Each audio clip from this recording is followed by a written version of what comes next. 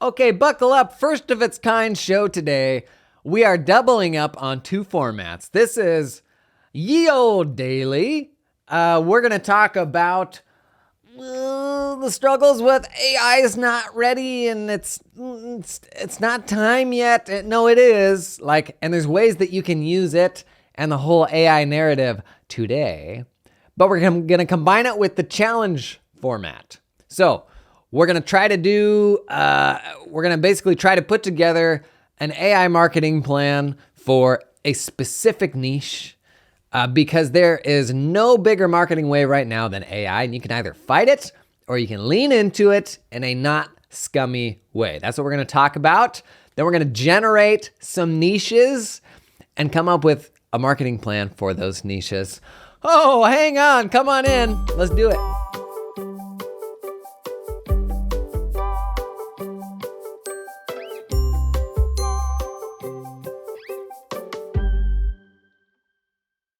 Okay, so the old-timeyism is that AI is not ready, so we don't need to worry about it. When it's arguably the most significant part of AI right now is the AI conversation. And in many ways, I understand why that is frustrating and why that kind of makes it well, then why is this something we should even be talking about if it's not practical and usable? And there are practical ways to put it to work now. But AI is a wave. It is a tsunami that is bigger than any of us. It will be the biggest thing in people's news feeds all year.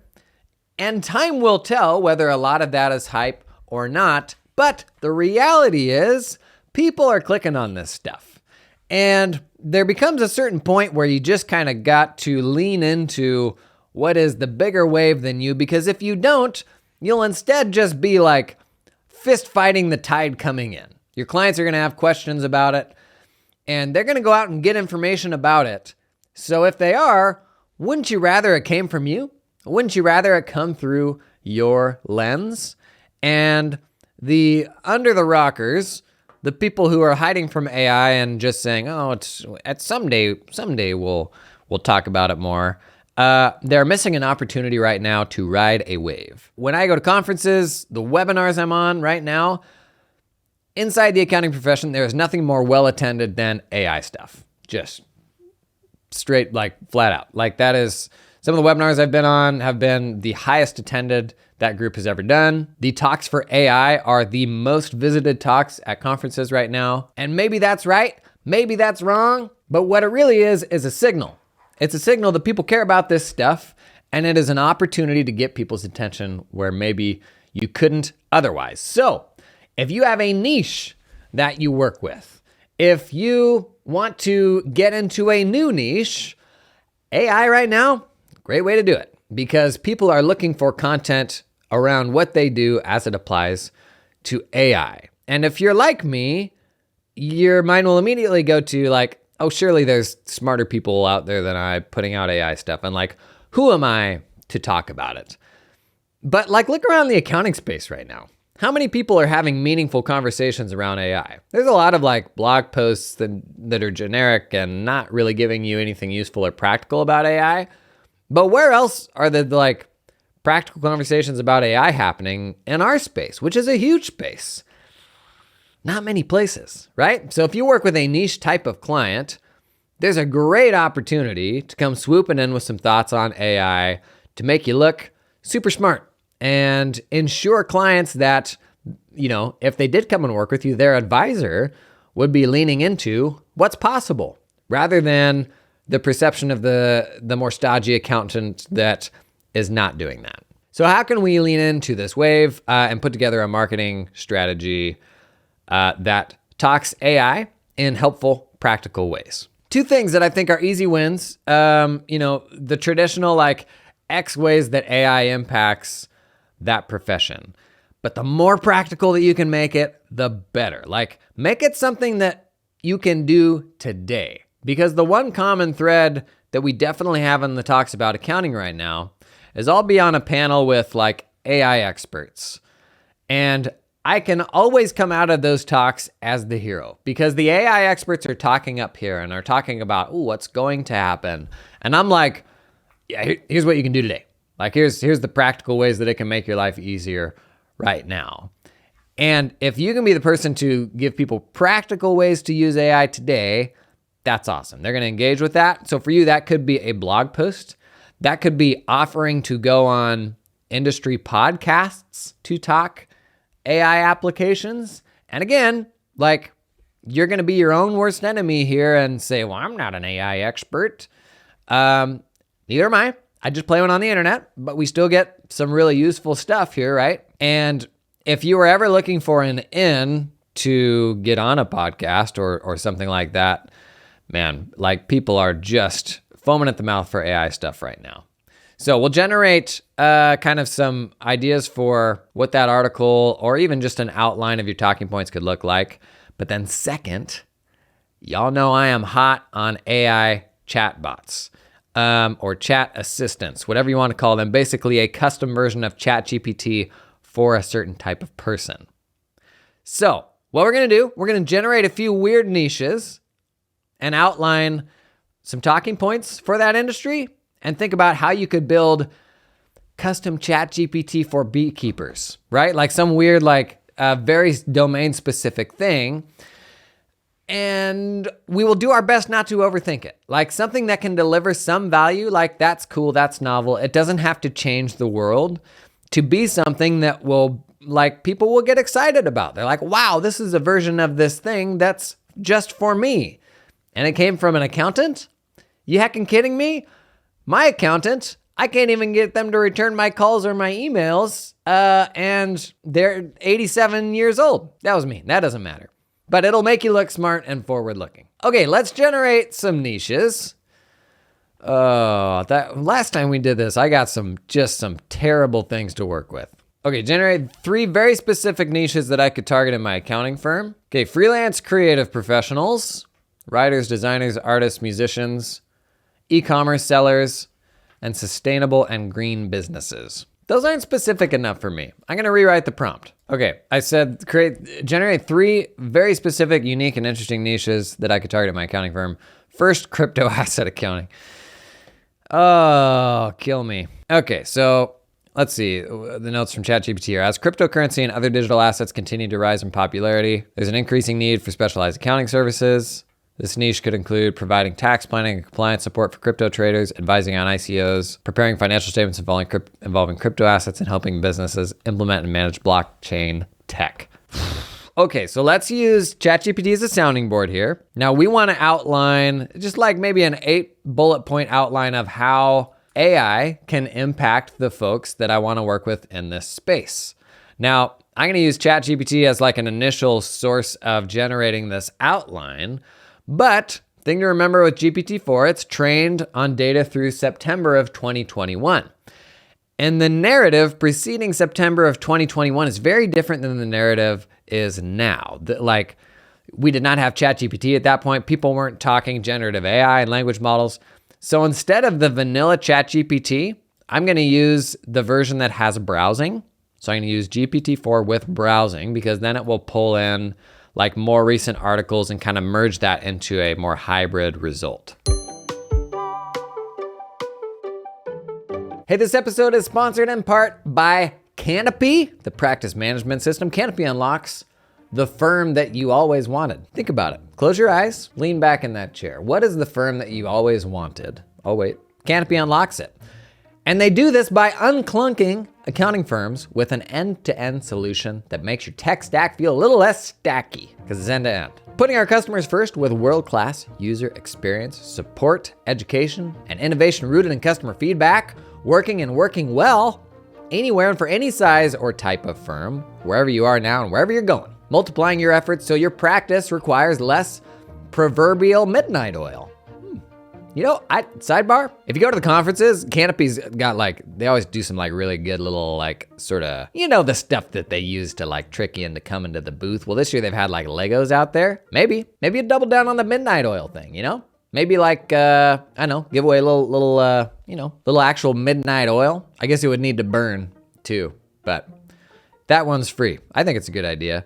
Delighting your clients with a modern, easy-to-use portal that helps you get the info you need when you need it. That is Canopy. Check out the link in the show notes to learn more. This episode is sponsored in part by Client Hub. This week on Tales from the Hub, let's talk about partnership, okay?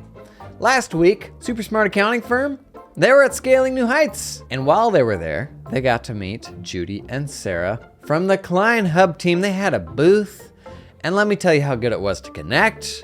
Learn that there's a real team behind the tech that you use, actual squishy human beings. And you know what else? They felt that there was a real partnership there, a real bond between their firm and the folks at Client Hub. They realized Client Hub was about three things: being great listeners, being forward thinkers, and third, being community builders. By listening, they could be genuinely interested in what the firm told them about their clients' needs. By being forward thinkers, they were blown away with their vision of your firm on GPT. What? And all the magic features Client Hub is working on? Okay, what a tease. And finally, by being community builders, Client Hub could connect them with others who were happy Client Hub users. They had a great time at the conference, hanging with the Client Hub folks, and told everybody about it. Told everybody to get on Client Hub, because partnership's what it's all about. At the end of the day, just bringing people together. That's it for this week of Tales from the Hub. Check out Client Hub at clienthub.app or the link in the show notes. Okay, so I prompted ChatGPT with web browsing. I'm an accountant that is specialized in the crypto accounting space. Write an 8-point outline of generative AI and large language model changes that will impact Web3 and crypto businesses in my niche. Now, not all these are going to be good, but this is a great way to build a sounding board of maybe here are the 4 main points that you really try to hammer on. One, it says automated accounting and record keeping, probably at some point, but that doesn't feel practical to me today. Risk assessment and fraud detection, same sort of thing, more of the long-term thing. Tax compliance and reporting. 4, smart contract auditing. Now, this is something where you could build something useful today just with ChatGPT prompts.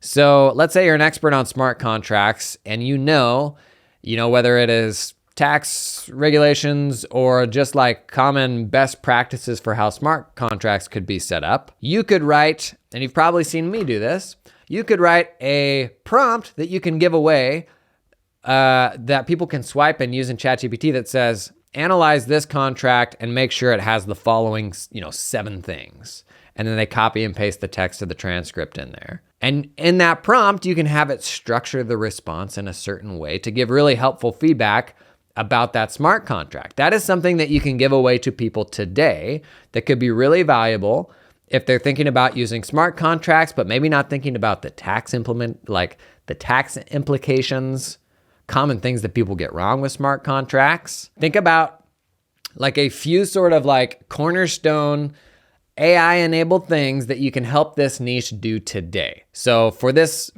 niche, let's say smart contract auditing, that can be one. We can give them a prompt to swipe. ChatGPT suggested financial forecasting and analysis. That seems a little hard still. You can do some things with giving it a balance sheet and then prompting it to say, always look for this type of thing on the balance sheet. That's a tricky one. Customer service and support. How about this? One of the things we talked about a few weeks back around building custom chatbots is to put a chatbot on top of your own context. So we've talked about a service like Chat Thing, where you can connect it to a body of context. It could be a book. It could be all of your blog articles, whatever it is. And that chatbot will only refer to things in that underlying context. It won't go into its general knowledge.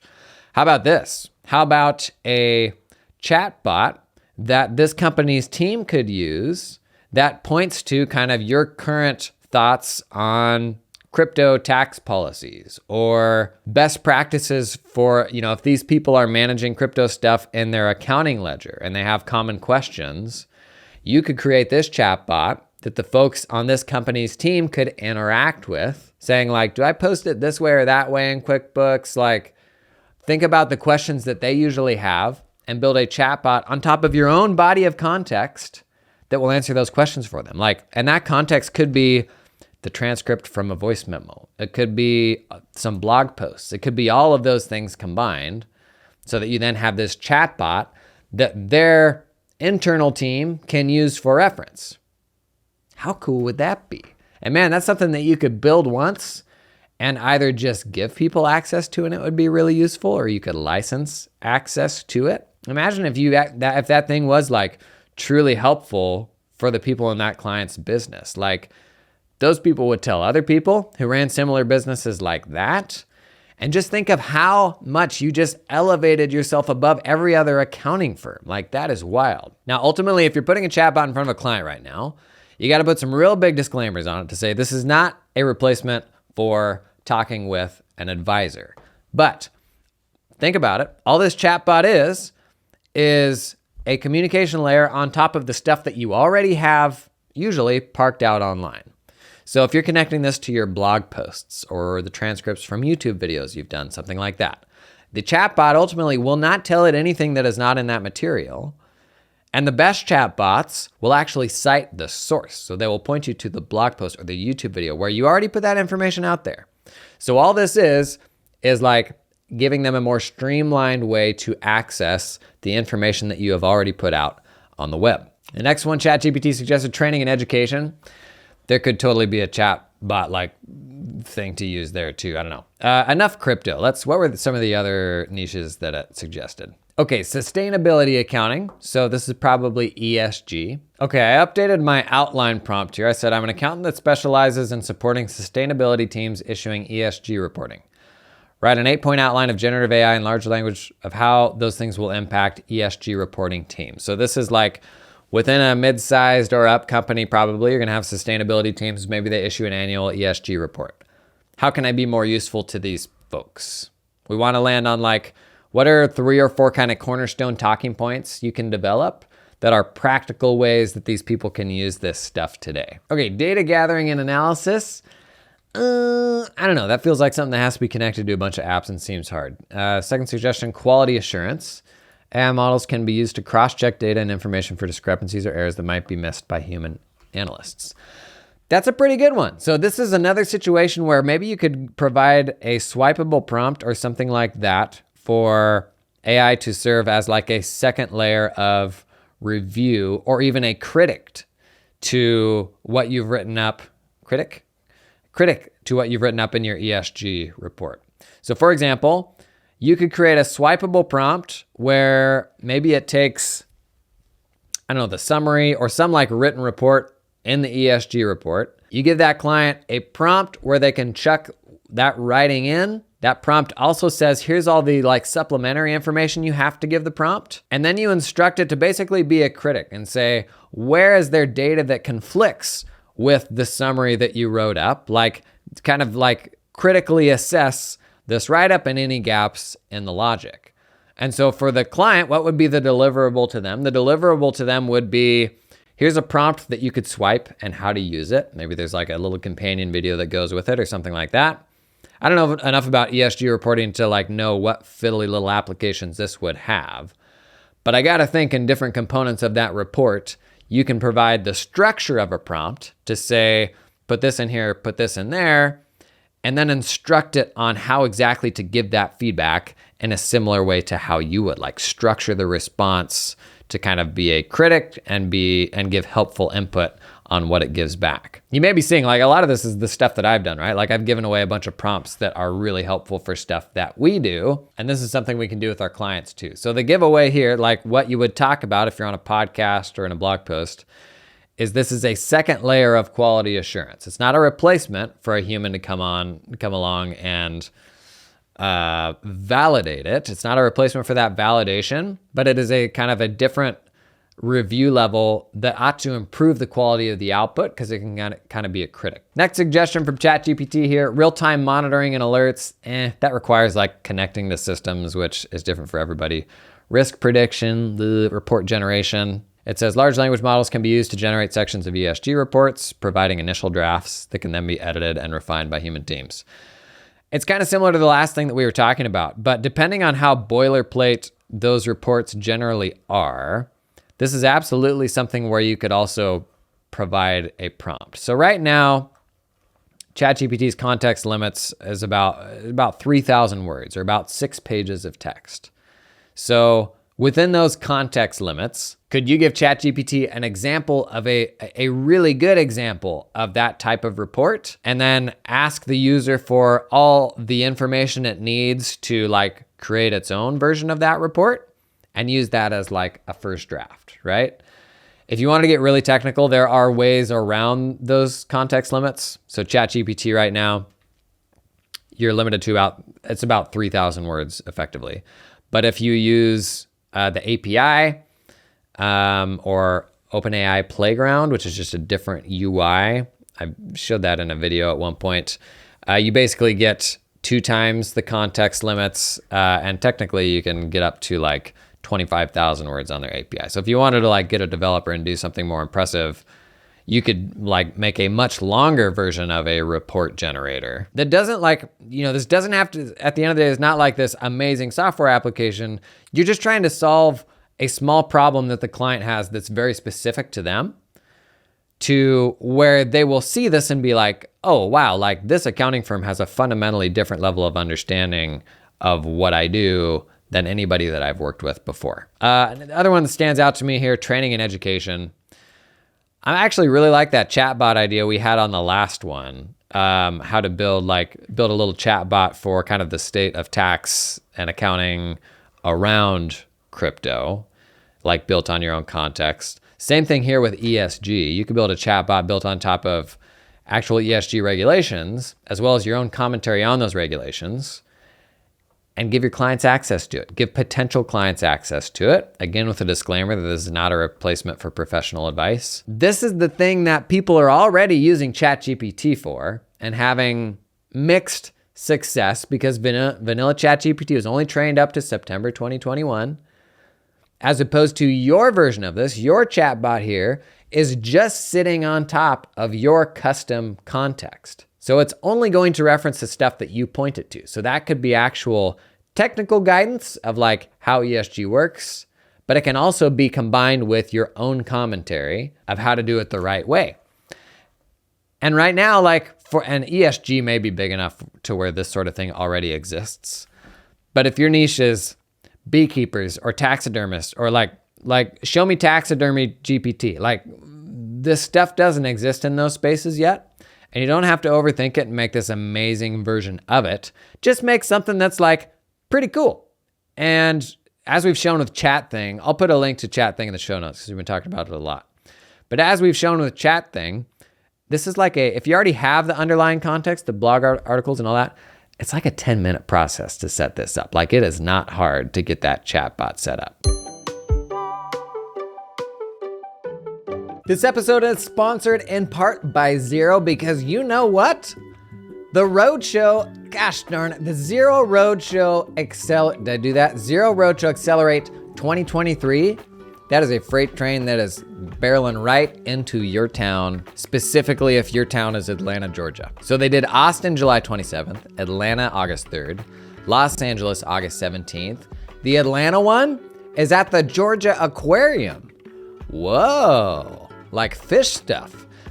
If you've never been to a Xero party, folks from Xero, they know how to throw a party. Roadshow is a great chance to meet other forward-thinking accounting practice runners, other folks using Xero, learn more about recent Xero product updates, even meet some folks from the app ecosystem. But if you've ever been to a Xero party, you know these people know how to put on an event, okay? Case in point. How many accounting things have you been at an aquarium? Sounds promising. I'll put a link in the show notes to go out and register. August 3rd, Atlanta, Georgia at the Georgia Aquarium. Be there or be square. This episode is sponsored in part by the fine folks at Cloud Accountant Staffing. Do you hire accountants? Bless your little heart. Not the best part of the job, in my opinion. Not something I ever enjoyed. Well, listen. You can build your accounting dream team with talented offshore accountants in the Philippines that work 100% full-time for your firm. Their accountants aren't freelancing or contracting for multiple firms. They're all yours. They work exclusively for you and are incentivized to stay with you and your team long-term. They're not gonna get swiped. Cloud Accountant Staffing is 100% dedicated to the accounting industry and founded by a former accounting firm owner that understands your business, knows your pain points. They had to hire some accountants and they said, you know what? We're gonna build our own pipeline in the Philippines. Gonna pull in some super talented people and then open that up to other firms. Basically, that's the story. We've been talking a lot about staffing, building more resilient staffing pipelines for your firms. I had staff in the Philippines, like totally red-pilled me to like, oh geez, like we need to globalize the way that we get our work done. Check these folks out. Link in the show description, cloudaccountantstaffing.com. Okay, one last, let's look at the other niche that we had here. What was it? Digital nomad accounting. Okay, let's hop back to our outline prompt, generate some ideas for how we could get this out in front of digital nomads. Okay, I'm an accountant that is specialized in supporting digital nomads in their accounting and tax obligations. Write an 8-point outline of generative AI and large language models, how they will impact these clients. This is one of those domains where if you work with digital nomads, you probably have content out there already, like blog posts, YouTube videos, where it's really easy to connect a chatbot to all the stuff that you've already put out there. And that may be an easy step one. Basically this sort of like advisor in a box that again needs to have a disclaimer that like this isn't a replacement for professional advice and somebody that takes into account your specific context. But kind of similar to crypto, like this nomad stuff is one of those super nuanced things where like Nexus and where you're working out of and all of these things have like very technical specific guidance, and building a body of that in one place that a chatbot could be connected to could be really interesting. And so the first suggestion here from ChatGPT, understanding tax obligations globally. We're going to overthink this. We absolutely will, because we know how complex this all is and how much nuance there is. But you don't have to go that deep. I mean, this could literally be, what are the 20 most common questions you get from digital nomads? Answer those questions in a voice memo or something with a transcript and put that behind a chatbot. And you're going to have a lot of people coming to your webpage that can get useful, like helpful information from that chatbot. Because if you work with a niche, you know, like what are the common struggles these people have. It's the kind of things you're probably already writing blog posts about. That digital nomad GPT, you know, that chatbot, like that would be a really cool thing to stand up on a landing page to be a signal to say like, hey, we understand what you do and we are forward thinking in how we approach this stuff. Second suggestion here from ChatGPT, real-time financial advice. Nah. Automated bookkeeping? Not yet. Customized financial reports? Not really. I'm not wild about the rest of these. I like another framing of how to think of this is like how to make AI helpful in like just how digital nomads make decisions, like going out and deciding where they're going to go next. So not even necessarily something that's specific to their accounting or tax obligations, but like, hey, here's a swipeable prompt that all you have to do is plug in, you know, the location you're going to or thinking about going to, and pick, you know, 3 areas of interest from a list of 20 or something like that. And then within that prompt that you give them, there's instructions for how the model is to reply in a structured way that's really helpful and like pulls from like current results from the web and that sort of thing. You can absolutely give them stuff that's through like a tax or an accounting lens, but you could also give them something that's just useful for them and the way that they think and the stuff they do every day. And so if they're digital nomads, they're thinking about where am I going to go next? Where am I going to stay? What are the can't miss things in that space? GPT is actually really good at that stuff right now, especially if you pair it with browsing. And so a really easy thing to give away right now is a swipeable prompt. You probably maybe put that behind, you know, an email newsletter sign up or something like that. So they have to give you their email to get this swipeable prompt. But they can use that, copy paste it into ChatGPT, probably the browsing model. And the response after they change a couple placeholders in the prompt is like this really detailed, like, hey, here's all the things you ought to do when you're in this place. And some of the coolest marketing things, in my opinion, like they're adjacent to the thing that you actually do, but they're a signal to how you understand what they do and how you're different. Because it's the kind of thing nobody's going to expect from an accounting firm, right? And like the really technical aspects of what we do are admittedly hard to build marketing around. Like it's hard to build marketing around doing tax work that isn't scummy because there's so few like one size fits all bits of advice. So is there a different dimension on which you can differentiate and be helpful? And usually the answer is yes. So don't get just fixated on your own domain expertise. Like, you know these people really well. You know how they think, you know the problems that they have. And oftentimes that goes well beyond tax and accounting, right? With all the conversations that we have. Think about if there's a spin on this that could just be helpful, whether it's around accounting and tax or not. And I get that it feels scummy and it feels like AI shilling. But like the reality is, this is a wave that is bigger than any of us. So you can either be like, hey, let's cut through the fluff. Boom, here's 3 practical use cases, which is great. Like that is not scummy at all. That's what we need more of right now, right? Not talking about it, but how can we use it today? You can be the one to do that for them. You develop kind of those cornerstone ways that stuff impacts what they do, and then just put that stuff on blast. Get on podcast interviews, all that stuff.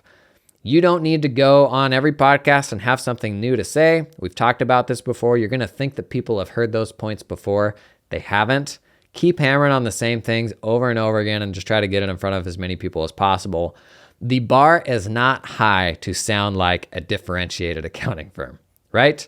If you think about how 95% of accounting firms have the same landing page saying the same thing, telling you the story that you genuinely don't care about. If you come out with a few like really cool AI use cases for what they do from an accounting firm, like you're gonna blow the socks off people. Like that's just like, I just think that's a really cool opportunity right now. Have you got a niche that you're thinking about this with? Maybe post it in the comments. We could like jam on some ideas.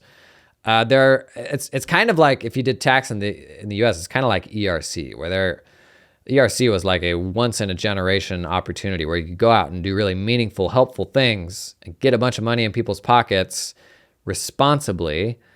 And a bunch of people drove client acquisition off ERCs in a totally not scummy way.